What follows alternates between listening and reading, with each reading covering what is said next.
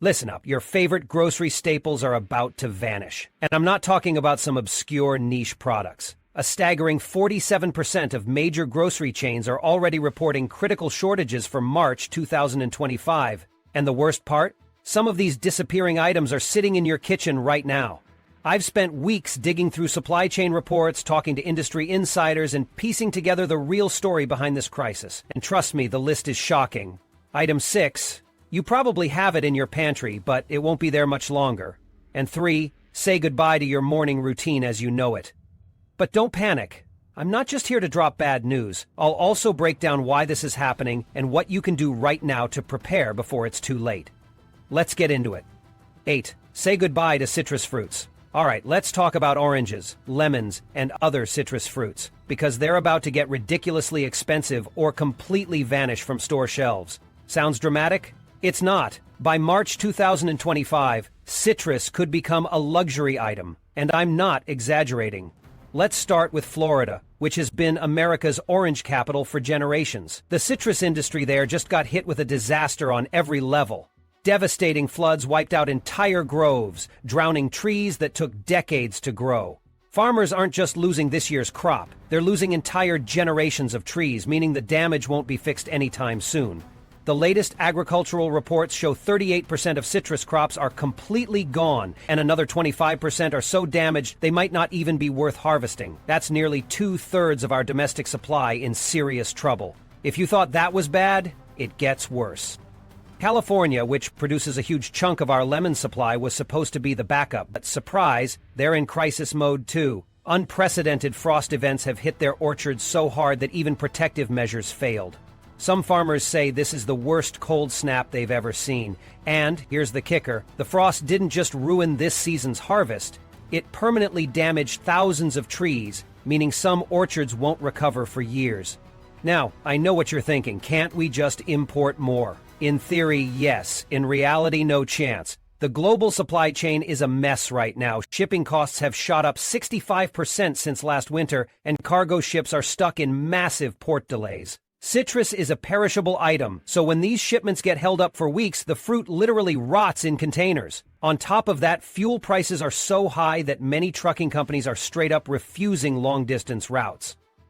What does that mean for you? Sticker shock. That $5 bag of oranges you used to grab without thinking? Expect to see prices hit $12 or even $15 in some areas. Lemons? Good luck finding them at all. Wholesale prices have already jumped 45% in just the last month, and some grocery stores have already started limiting how many you can buy.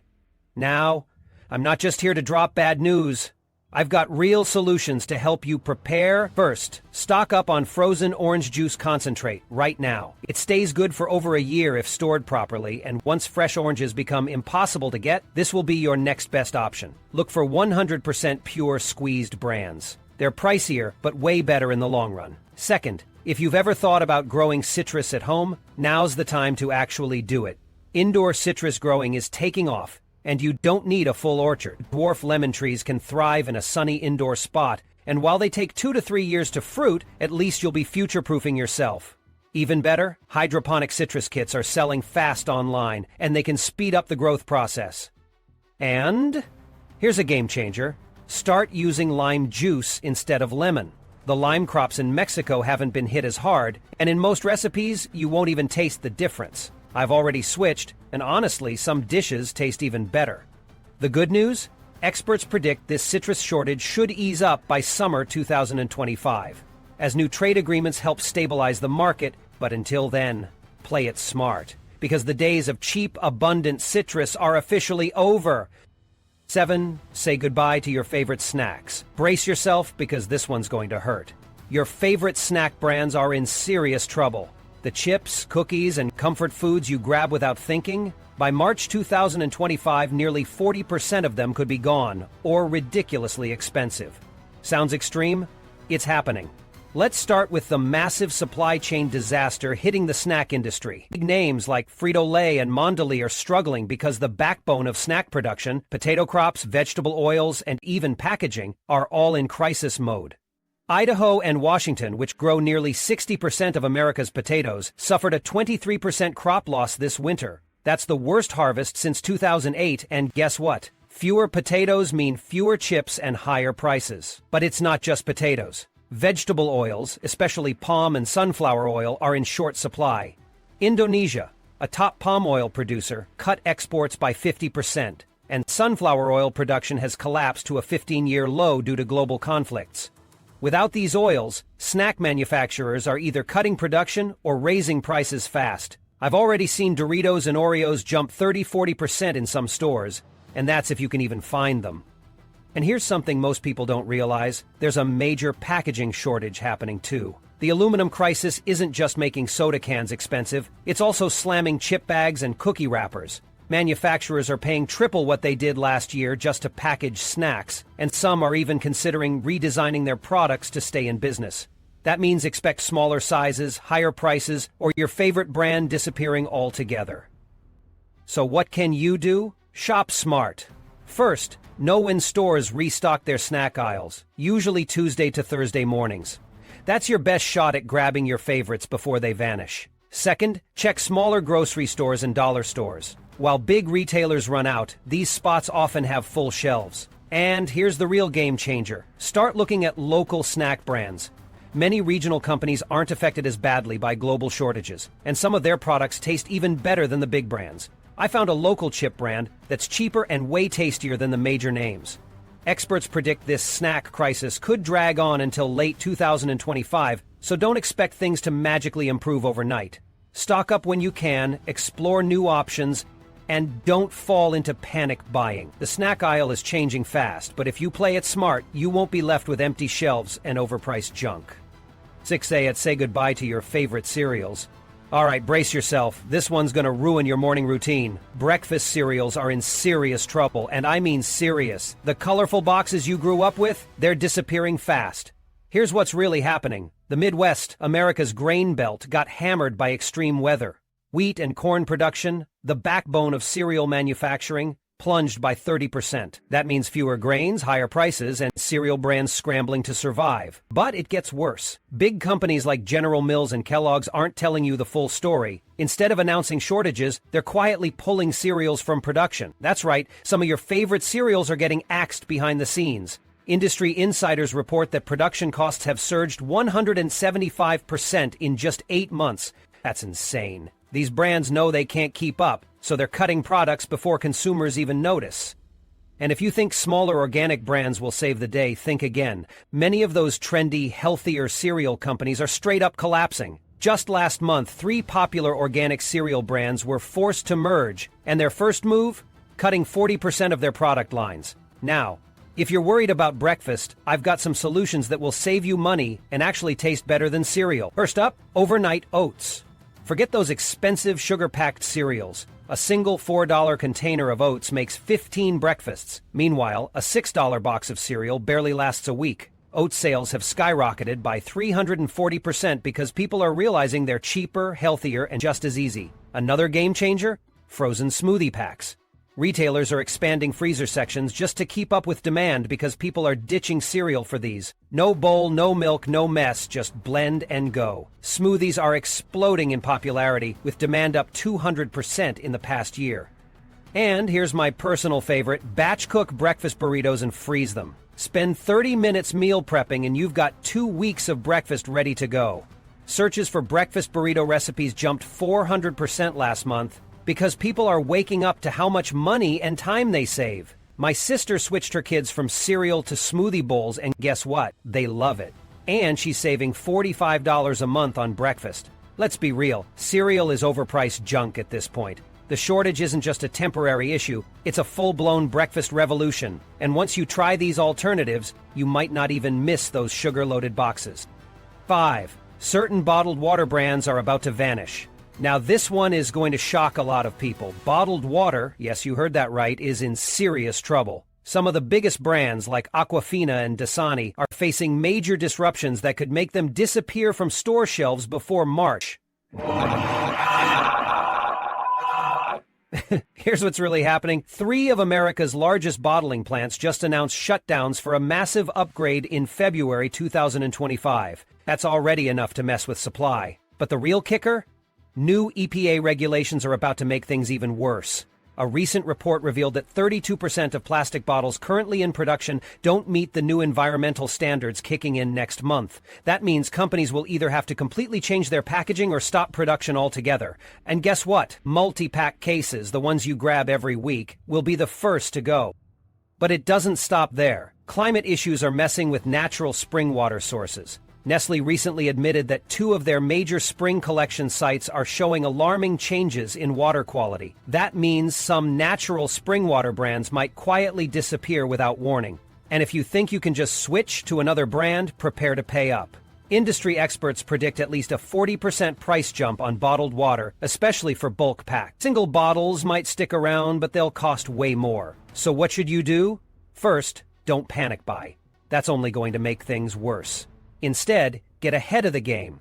Smart shoppers are grabbing water filters now before prices spike. Brita, PUR, and Zero Water pitchers are flying off the shelves as people realize tap water is actually safe in most areas.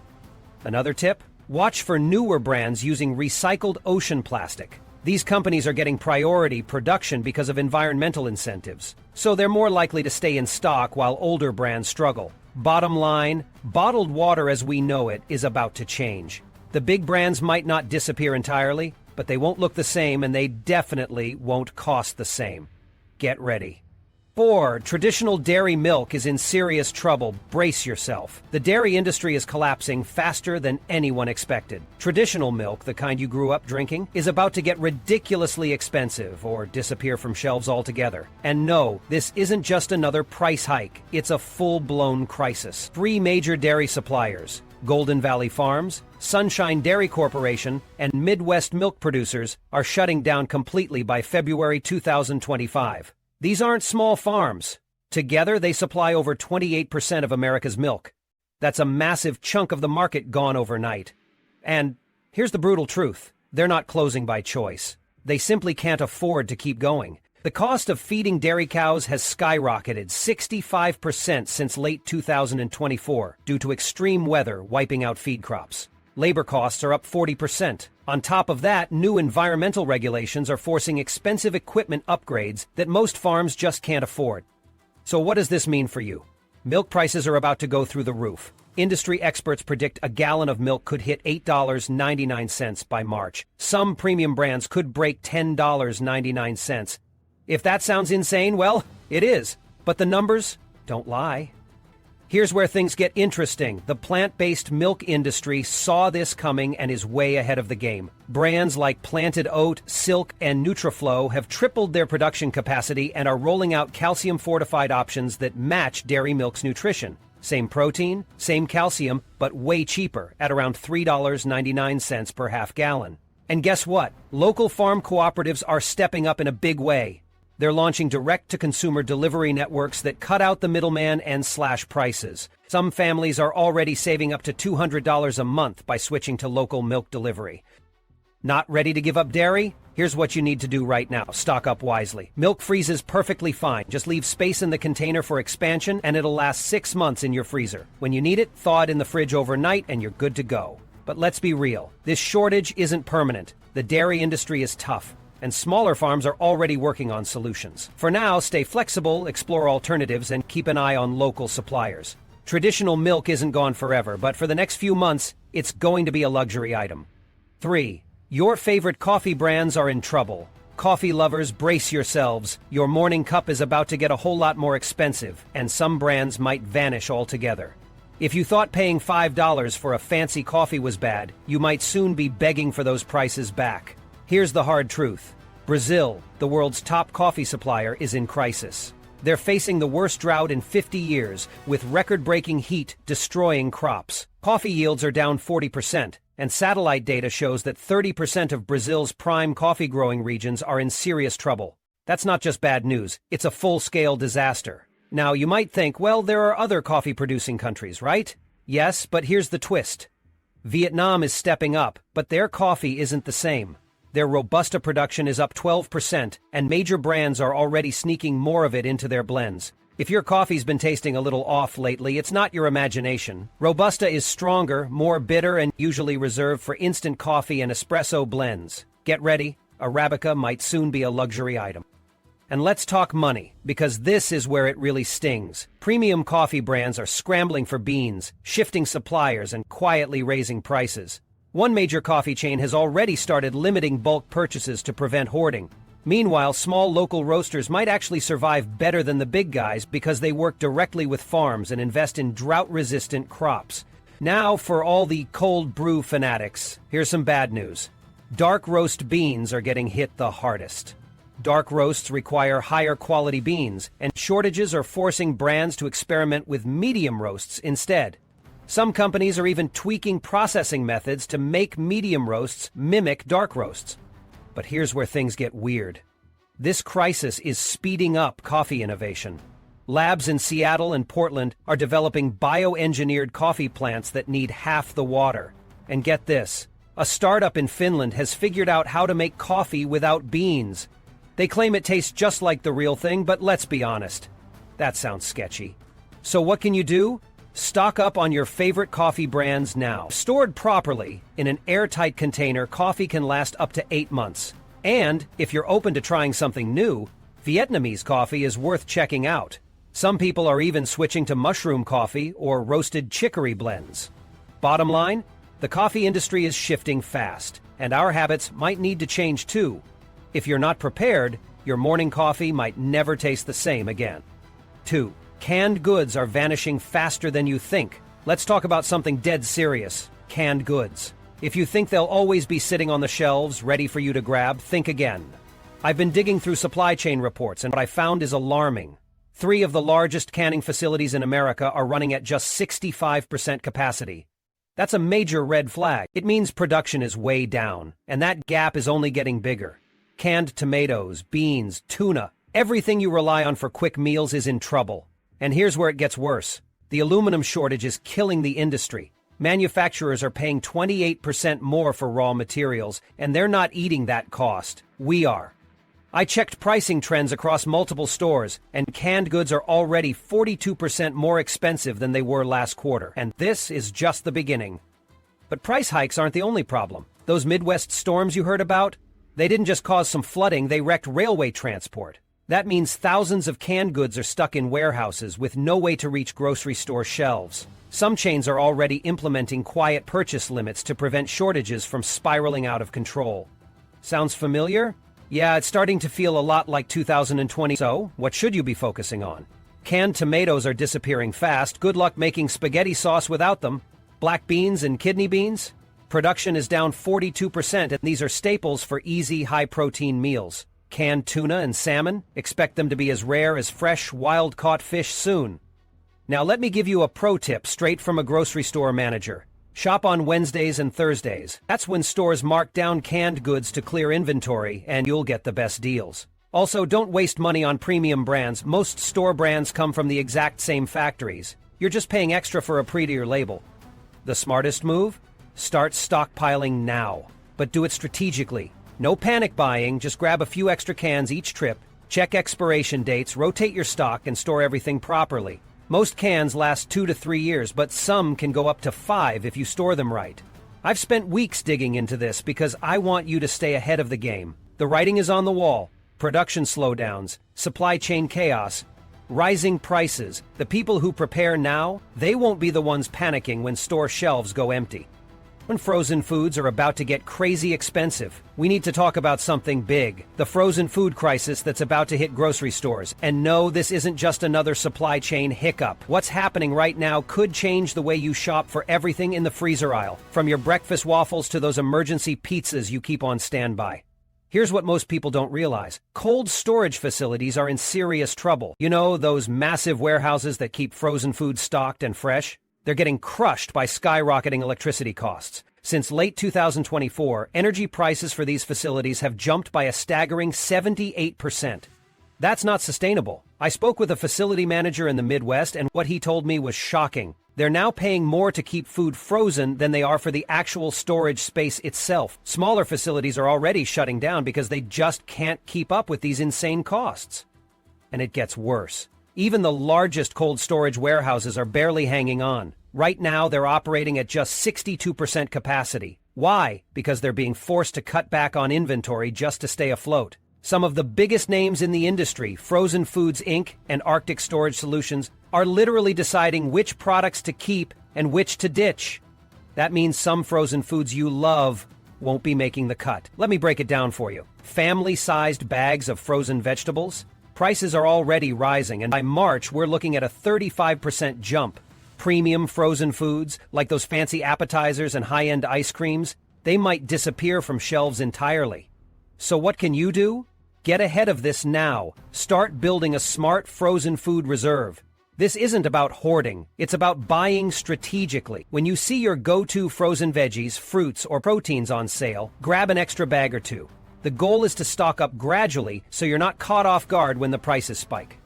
Here's something most people don't know. Big grocery chains have started rolling out frozen food alert systems. Yes, that's a real thing.